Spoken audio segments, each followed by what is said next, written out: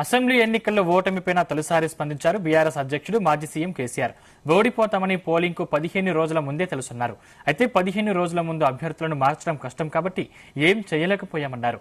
Assembly ఎన్నికల ఫలితాలను పట్టించుకోవద్దని, నేతలంతా కలిసికట్టుగా పనిచేయాలని గులాబీ బాస్ సూచించారు.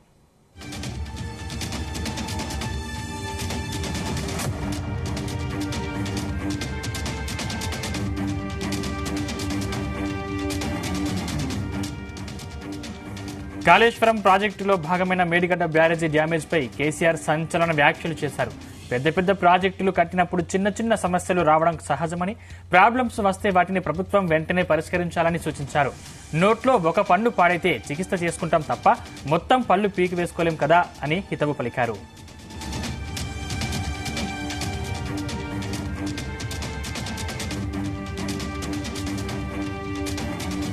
గతంలో మిడ్మానేరు ప్రాజెక్టులో సమస్యలు వస్తే తాము వెంటనే మరమ్మతులు చేశామని కేసీఆర్ గుర్తు చేశారు. ఎల్ఆర్ఎస్ పైన గులాబీ బాస్ కీలక వ్యాఖ్యలు చేశారు. ఎల్ఆర్ఎస్ విషయంలో గతంలో బీఆర్ఎస్ ను కాంగ్రెస్ విమర్శించిందని గుర్తు చేశారు. కాంగ్రెస్ ఉచితంగా ఎల్ఆర్ఎస్ చేస్తామని మాట ఇచ్చిందని, కానీ కాంగ్రెస్ ఇప్పుడు ఎల్ఆర్ఎస్ కు ఫీజు వసూలు చేస్తోందన్నారు. గతంలో ఇచ్చిన మాట ప్రకారం కాంగ్రెస్ ప్రభుత్వం ఎల్ఆర్ఎస్ ఉచితంగా అమలు చేయాలని సర్కార్ను కేసీఆర్ డిమాండ్ చేశారు. ఇదే అంశానికి సంబంధించిన మరిన్ని పూర్తి డీటెయిల్స్ మా ప్రతినిధి శ్రీచరణ్ అందిస్తారు. శ్రీచరణ్. సందీప్, బీఆర్ఎస్ అధినేత ఈ రోజు తెలంగాణ భవన్ లో కరీంనగర్ పెద్దపల్లి పార్లమెంట్ నియోజకవర్గం ముఖ్య నేతలతో సమావేశం అయ్యారు. దానిలో భాగంగా రాబోయే పార్లమెంట్ ఎన్నికల సందర్భంగా ఒక ఎక్సర్సైజ్ చేశారు. ఇవాళ అభ్యర్థులని ఎవరెవరిని ప్రకటించాలి అని కూడా ప్రధానంగా చర్చ సాగింది. అలాగే దానితో పాటు పెద్దపల్లి ముఖ్య నేతలతో కూడా ఆయన సమావేశం అయ్యారు. మొదటిసారిగా అసెంబ్లీ ఎన్నికల తర్వాత మాజీ ముఖ్యమంత్రి కేసీఆర్ తొలిసారిగా తన బీఆర్ఎస్ ఓటమి పైన స్పందించారు.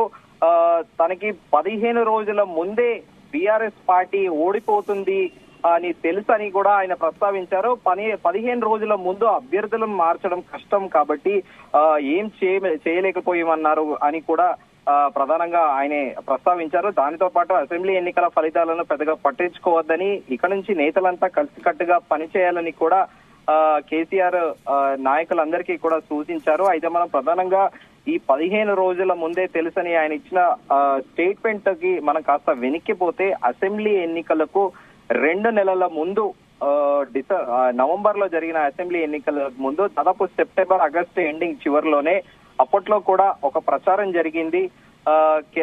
అప్పటికి ఉన్న బీఆర్ఎస్ లో దాదాపు 35 మంది ఎమ్మెల్యేల పైన కూడా కొద్దిగా అడ్వర్సిటీ ప్రతికూలత ఉందని, వాళ్ళని మార్చాలని కూడా అప్పుడు పొలిటికల్ స్ట్రాటజిస్ట్ ప్రశాంత్ కిషోర్ కూడా సజెస్ట్ చేశారని అటు కేసీఆర్ కి ఇటు కేటీఆర్ కి.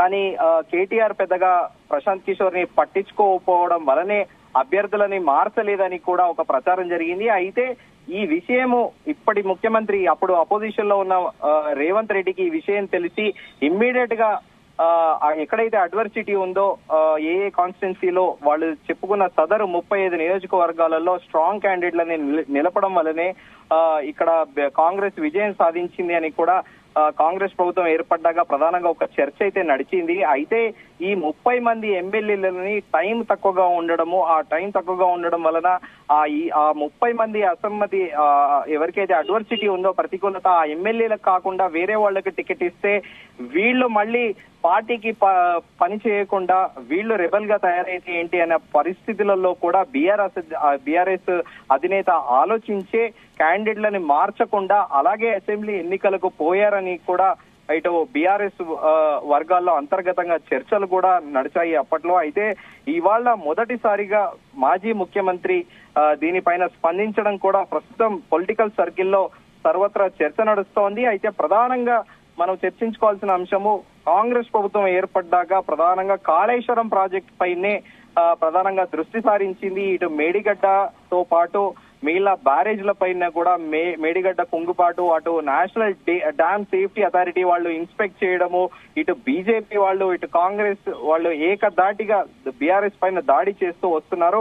అయితే కాళేశ్వరం ప్రాజెక్ట్ లో భాగమైన మేడిగడ్డ బ్యారేజ్ డ్యామేజ్ ఏదైతే ఉందో కూడా ఆయన కేసీఆర్ ప్రధానంగా ప్రస్తావించారు. పెద్ద పెద్ద ప్రాజెక్టులు కట్టినప్పుడు చిన్న చిన్న సమస్యలు రావడము సహజమని, ప్రాబ్లమ్స్ వస్తే వాటిని ప్రభుత్వం వెంటనే పరిష్కరించాలి అని కూడా ఆయన ప్రధానంగా చర్చించారు.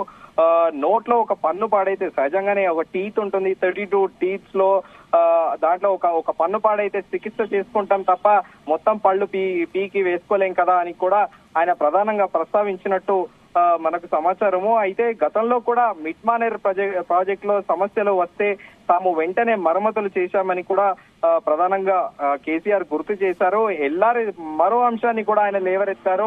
ఎల్ఆర్ఎస్ పైన గులాబీ నేత కూడా కొన్ని కీలక వ్యాఖ్యలు చేశారు. ఎల్ఆర్ఎస్ విషయంలో గతంలో బీఆర్ఎస్ ను కాంగ్రెస్ విమర్శించిందని ఆయన ప్రధానంగా ప్రస్తావించారు. కాంగ్రెస్ ఉచితంగా ఎల్ఆర్ఎస్ చేస్తామని మాట ఇచ్చిందని, కానీ కాంగ్రెస్ ఇప్పుడు ఎల్ఆర్ఎస్ కు ఫీజు వసూలు చేస్తుంది అని కూడా ఆయన ప్రధానంగా ప్రస్తావించారు. గతంలో ఇచ్చిన మాట ప్రకారము కాంగ్రెస్ ప్రభుత్వము ఎల్ఆర్ఎస్ విషయంలో ఉచితంగా అమలు చేయాలని కూడా ఆయన సర్కార్ని డిమాండ్ చేశారు. అయితే ప్రస్తుతము బీఆర్ఎస్ అధినేత ఇలా 15 రోజుల ముందే పార్టీ ఓడిపోతుందని తెలిసి కూడా ఏమి చేయలేకుండా మిన్నుండిపోయాడు ఏంటి అనేదే ఇప్పుడు సర్వత్రా చర్చ నడుస్తోంది.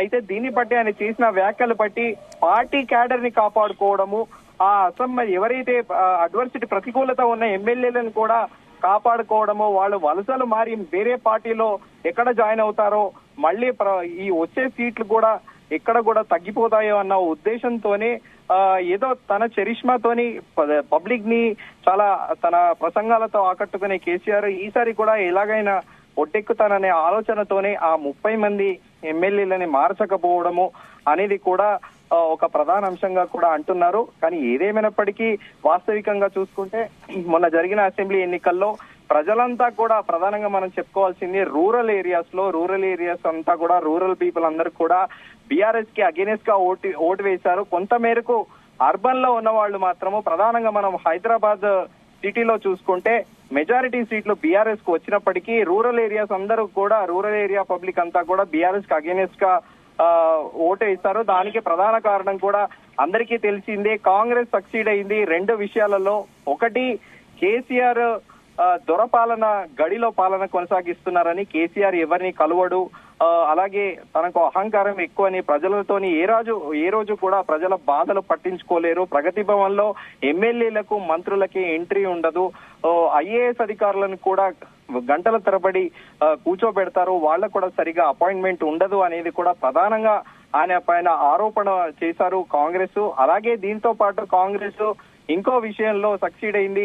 ఇటు బీజేపీ, ఎంఐఎం, బీఆర్ఎస్ 3 ఒకటే అని లోపల ముగ్గురికి అండర్స్టాండింగ్ తోనే ఈ ఎలక్షన్ లో వెళుతున్నారని కూడా ప్రధానంగా ఈ 2 అంశాలే లేవనెత్తి కాంగ్రెస్ పార్టీ సక్సీడ్ అయిందని చెప్పుకోవాలి. కానీ ప్రస్తుతము కాళేశ్వరం గురించే సర్వత్రా చర్చ నడుస్తోంది. అటు కొన్ని వారాల కిందట హైకోర్టు కూడా సిబిఐకి గ్రీన్ సిగ్నల్ ఇచ్చింది. సిబిఐ ఎంక్వైరీకి దానికి తగినంత అంటే అధికారులను కానీ దానితో పాటు సిబ్బందిని కూడా కేటాయించాలి, దానికి కావాల్సిన రిక్వైర్మెంట్లు ఏంటో కూడా హైకోర్టు తెలపాలని కూడా సిబిఐని కోరింది హైకోర్టు. ఈ నేపథ్యంలో కాళేశ్వరం ప్రాజెక్టు పైన ఈ రోజు బీఆర్ఎస్ అధినేత చేసిన కామెంట్లు మాత్రం కొంత సెన్సేషన్ గా మారాయి. వాస్తవికంగా కూడా ఈ పెద్ద ప్రాజెక్టులు కట్టినప్పుడు కూడా ఇలాంటివి జరుగుతుండడం సహజమేనని బీఆర్ఎస్ అధినేత పేర్కొన్నారు. అయితే దానికి బీఆర్ఎస్ వర్గాలు కూడా కొన్ని ఉదాహరణలు చెప్తున్నాయి. ఎప్పుడో 1960s లో నిర్మితమైన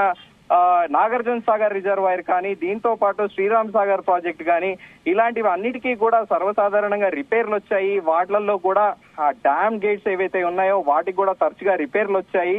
దాంట్లో సర్వసాధారణమే అని, అది సదరు కన్స్ట్రక్షన్ కంపెనీ ఎవరైతే ఉంటుందో అది వాళ్ళు మానిటర్ చేయాలని కూడా సదరు బీఆర్ఎస్ వర్గీయులు ఇక్కడికి అంటున్నప్పటికీ వాస్తవికంగా చూసుకుంటే ఈ మేడిగడ్డ కుంగుబాటు అనేది చాలా సంచలనాత్మకంగా మారింది. అది రీసెంట్ టైమ్స్ లో కొత్తగా కన్స్ట్రక్ట్ చేసిన ఒక బ్యారేజ్ నుండి అలా పగులులు రావడం ఏంటి? నాణ్యత లోపించడమా, లేకపోతే ల్యాక్ ఆఫ్ సూపర్విజనా, లేకపోతే గవర్నమెంట్ కి కన్సర్న్ కన్స్ట్రక్షన్ కంపెనీకి సరైన కమ్యూనికేషన్ లేకపోవడమా అనేదే ఇప్పుడు సర్వత్రా చర్చ. అలాగే దానితో పాటు ఈ రోజు ఆయన ప్రస్తావించిన అంశము 15 రోజుల ముందే బీఆర్ఎస్ ఓడిపోతుంది అని తెలిసినప్పటికీ కూడా ఆయనే పోలింగ్ తేదీ ఈవినింగ్ కూడా అధికారికంగా ముఖ్యమంత్రి కార్యాలయం నుండి ఒక ప్రెస్ నోట్ కూడా విడుదలైంది. డిసెంబర్ 4వ తారీఖున కేబినెట్ సమావేశం అని కూడా ప్రధానంగా ప్రస్తావించారు. అంటే కేసీఆర్ అప్పటికీ కూడా కాన్ఫిడెంట్ గానే ఉన్నారు. మళ్ళీ బీఆర్ఎస్ ప్రభుత్వం ఏమో వస్తుంది, బీఆర్ఎస్ ప్రభుత్వం రాగానే స్వేరింగ్ సెరమనీ కంటే ముందే కూడా 3వ తారీఖు లేదా 4వ తారీఖు కేబినెట్ సమావేశం కూడా ఉంటుంది అని కూడా ప్రధానంగా అప్పటి సీఎం పిఆర్ఓ కూడా సీఎంఓ దాంట్లో ఒక నోట్ అయితే ప్రస్తావించారు. కానీ తదనంతరం ఎన్నికల ఫలితాలు మారడంతోనే అది తర్వాత క్యాన్సల్ అని కూడా చెప్పారు. అయితే కేసీఆర్ మాత్రం చాలా కాన్ఫిడెంట్ గా ఉండే ఈసారి కూడా ఎవరి ప్రతికూలత ఉన్నప్పటికీ కూడా ప్రధానంగా బీఆర్ఎస్ ప్రభుత్వంలో మౌలిక సదుపాయాలు పల్లెలలో హరిత వనాలతో పాటు రోడ్లు, వాటర్ ట్యాంకులు ఇవన్నీ నిర్మించాము కాబట్టి ప్రజలందరూ మాకే ఓటు వేస్తారు. దీనితో పాటు రైతు బంధు కూడా ప్రాపర్ గా టైం కి పంటకి, యాసంగి పంటకి, ఇటు రబీ ఖరీఫ్ పంటలకు కూడా టైం కి రైతులకి రైతు బంధు స్కీమ్ కూడా అది ఏదైతే ఉందో అది వాళ్ళ బ్యాంక్ అకౌంట్లలో వేయడం కూడా ఇది ఒక రకంగా బీఆర్ఎస్ కి ఈసారి కూడా మళ్ళీ ప్రజలు పట్టం కడతారనేది కూడా అంత కాన్ఫిడెంట్ గా కూడా కేసీఆర్ ఉండే. కానీ ఎప్పుడైతే ప్రజల్లో ఒక నిర్ణయానికి వచ్చారు ఏంటంటే బీఆర్ఎస్ ప్రభుత్వంలో ప్రధానంగా సమస్యలు ధరణి సమస్యలతో పాటు ఇటు కరప్షన్, అటు టీఎస్పీఎస్సీ కేజీల వ్యవహారము, 10th క్లాస్ పేపరు, అలాగే అప్పట్లో గ్లోబరీనా ఇంటర్ వివాదము ఏదైతే సదరు సంస్థ ఏదైతే ఉందో అటు ఇంటర్ విద్యార్థులు ఆత్మహత్య చేసుకోవడము ఇవన్నీ వరుసగా సిరీస్ పట్టి రావడము, దీనితో పాటు ఇటు అధికారులు కూడా అవినీతికి పాల్పడము, అధికారులు 100ల కొద్ది ఎకరాలు కొనడము ఇదంతా కూడా బీఆర్ఎస్ కి ఒక రకంగా చెప్పాలంటే అగేనెస్ట్ గా హోల్ సిస్టమ్ బీఆర్ఎస్ కి అగేనెస్ట్ గా ఉండడము, దానితో పాటు బీఆర్ఎస్ అధినేత పైన ప్రధాన ఆరోపణ బీఆర్ఎస్ ప్రభుత్వం పైన మీడియాని తొక్కాలని చూశారని కూడా అప్పట్లో కొంతవరకు ఒక వర్గానికి చెందిన మీడియా ప్రధానంగా పదే ఆరోపణలు చేశారు. మీడియా పట్ల కూడా చాలా నిర్లక్ష్యంగా వ్యవహరించేవారని కూడా ఇవన్నీ బేరీజు వేసుకునే ప్రజలు కాంగ్రెస్ పార్టీకి పట్టం కట్టారనేది కూడా ఒక వాదన ఉంది. కాకపోతే ఈ రోజు మొదటిసారిగా మాజీ ముఖ్యమంత్రి స్పందించడమే సర్వత్రా ఇప్పుడు చర్చ నడుస్తోంది. సందీప్, శ్రీచరణ్ అంటే అభ్యర్థులను మార్చాలని కేటీఆర్ సూచించిన కేసీఆర్ పట్టించుకోలేదని చర్చ నడిచింది, ఎంతవరకు నిజం? అదే మనము ముందుగా చర్చించుకున్నట్టు ఇదే విషయం పైన ఆ 35 మంది అభ్యర్థులు ఎవరైతే ఉన్నారో వాళ్ళకి ప్రతికూలత ఉన్న నేపథ్యంలో అదే టైంలో అదే విషయము అది అప్పటి అపోజిషన్ లీడర్ ఉన్న ముఖ్యమంత్రి రేవంత్ రెడ్డికి తెలియడము, ఆ రేవంత్ రెడ్డి ఇమ్మీడియట్ గా పిసిసి అధ్యక్షుడిగా ఉన్న రేవంత్ రెడ్డి ఇమ్మీడియట్ గా అలర్ట్ అయిపోయి ఎక్కడెక్కడైతే అక్కడ వ్యతిరేకత ఉందో అక్కడ స్ట్రాంగ్ క్యాండిడేట్లని నిలపడము, ఇంకా ఒక రకంగా చెప్పాలంటే బీఆర్ఎస్ కి ఆయన ఇమ్మీడియట్ గా క్విక్ గా రియాక్ట్ అయిపోయి చెక్ పెట్టారనేది మనం చెప్పుకోవాలి. అయితే కొంతవరకు ప్రచారం నడిచింది ఏంటంటే ప్రశాంత్ కిషోర్ వచ్చి బీఆర్ఎస్ కి సపోర్ట్ చేస్తా అన్నా కూడా కేసీఆర్ కొంతమేర మొగ్గు చూపినా కూడా కేటీఆర్ మాత్రము అవసరం లేదు బీఆర్ఎస్ గెలుస్తుంది అన్నట్టు కొంచెం ఓవర్ కాన్ఫిడెంట్ గా కూడా ఉన్నారనేది కూడా ఒక ప్రచారం జరిగింది. ప్రశాంత్ కిషోర్ ని రిజెక్ట్ చేయడం వల్లనే బీఆర్ఎస్ ఓడిపోయిందనే వాదన కూడా అప్పట్లో కొంచెం సంచలనాత్మకంగా మారింది.